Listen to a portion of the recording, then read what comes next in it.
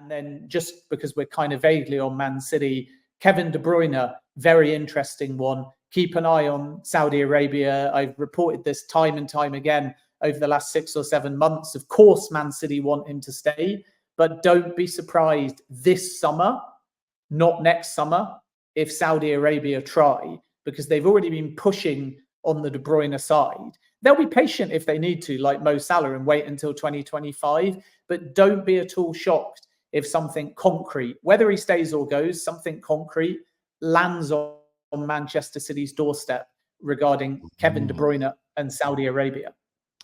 That's certainly going to be an interesting one, because it does feel that he's coming to the end of his time in England. Such a potent player, dangerous player.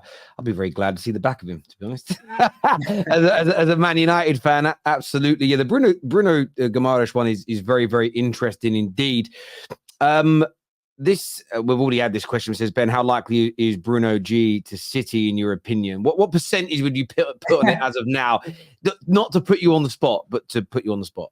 Yeah, it's not that we don't answer these questions as journalists, and I know it appears that we sort of sit on the fence at times. It's just that if you want a percentage, then go to a bookie and get yourself odds.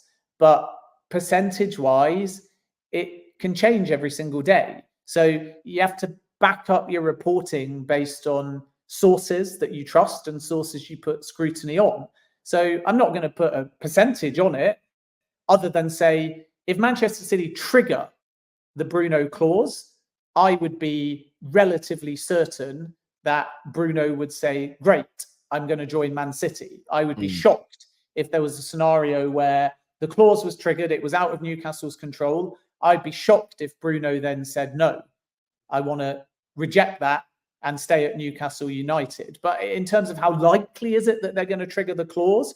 Well, I think it's more likely they would come in around the clause and use the clause as a yardstick. And I also think there's a likelihood, even though maybe Newcastle fans think once the clause expires, because remember, the last week in June, it's gone. And I think Newcastle fans feel like this is about nervously waiting between now and when the clause expires.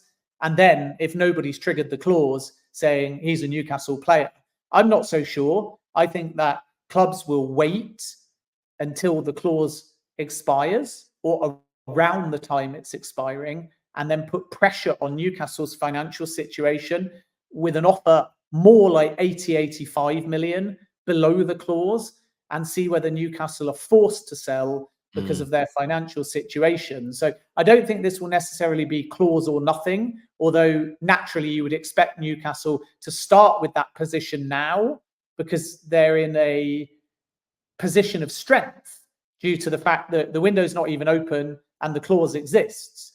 And that's what I mean about not trying to place odds on it as a journalist or put a percentage on it, because fine, you go away with a number and you think, I've got a nice, tidy little conclusion to my super chat. Ben Jacobs says it's 85% likely that Bruno Guimarães will go to Manchester City. But then you'll only find you come back to me in a week or 2 weeks and then say, well, why is it only 50% now? Why is it only 5% now? And in the end, I'm not doing a service to you as a journalist by being responsible. I'm giving you a number plucked out of thin air based on a bunch of variables. So right now, Newcastle will be pushing this line. We're in a strong position because the window's not open and the clause exists. So it's clause or nothing. But wait until, if they don't bring in any money and it gets to a week before the clause expires, are they still saying clause or nothing? And then wait until after the clause expires and you've got this 30th of June deadline and PSR. And again, if Newcastle haven't brought in any money, wait and see whether then their position is still Bruno Guimarães is not for sale. And there's those variables. And as journalists, we're the messengers. So we understand the market. We understand the possibilities. We try and report credibly and with context those possibilities. But anyone telling you right now, there's an X% chance it's going to happen, is effectively gambling on what the different scenarios that may pan out may be. And if you want to gamble, then go with what the bookies say the percentage is, put down a tenner and see how much money you make come the end of the summer. There we go. Great answer. We have a funny enough, you mentioned KDB. Fabrizio has just shared comments from KDB 33 seconds ago, where KDB has said, and I quote, "Saudi, at my age, you have to be open to anything. Talking about an incredible amount of money in the last stage of my career. You have to think about that. For my wife, an exotic adventure is okay. I have to think about my future." That sounds like he could be going Saudi. Like when you, that's very much. I'm at City, but I might not be able to say no. So it's mad. You said that, and then that comment literally came out on the internet 33 seconds later. It's crazy. Yeah, I mean, my understanding on Kevin De Bruyne is, as I've reported for months, which is that Saudi will make an offer, and the offer will have to be 100 million or more, and that De Bruyne will then seriously consider it. But the beauty for De Bruyne is he can stay one more season and still go to Saudi like Mo Salah in 2025. So this is the thing to get to grips with regarding the Saudi project.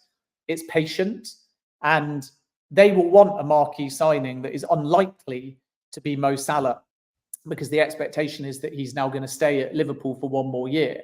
So that, on paper, leaves De Bruyne as the top target.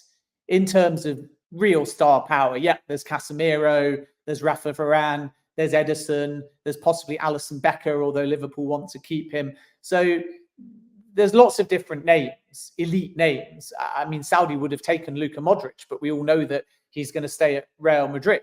Yeah. So do you think Casemiro could go? Do you think Casemiro could go? Many times the Saudis will try for Casemiro, just not at the numbers that are being reported. This isn't a 110 million euros payday for Manchester United. The Saudi fees are always lower than expected. The wages are sky high, but the fees are always lower than are usually reported. Yeah. We're not getting 90 million for him. 90. When I saw that 90 million report, I thought, bloody hell, no way. I think you're looking at 30 million euros, I was told, as a base, plus bonuses that may near double the package. So 50 or 60 million euros total, 30 million guaranteed for Casemiro, which is decent business in my view for Manchester United. It gets him off the wage bill as well. So that could be one to watch. Al Nassr, Al Hilal are two clubs that I would keep an eye on. And again, the Saudi strategy, and I think we need to be very clear on this, is that there's a list of about 20 elite names, really elite names. And if they get 5 or 6 of them, they see that as a successful window. And then there's a secondary list of really top footballers, but, you know, not your Modric's, your De Bruyne's, your Damari Grays, and other names that have played in the Premier League. I only mentioned Gray because he went to Al Ittifaq 12 months ago, and that's no disrespect to players like that. I just mean they're not your real tier one, have won Champions Leagues or have been world class, etc. So last summer, it was about bringing in close to 100 names and 20 elite names. But because some of the teams have got their quotas filled and are quite happy at the moment, they won't need as many. So 12 months ago, 100 names, 20 elite names. This summer, 5 or 6 elite names, 25 to 35 foreigners. And the big change is that you can now have 10 foreigners instead of 8, but 2 of the 10 have to be 21 years of age or younger. So we're also going to see a different approach to recruitment, and that will potentially include younger players either being signed or being loaned. So Saudi's going to make a splash, but not to the same volume as 12 months ago.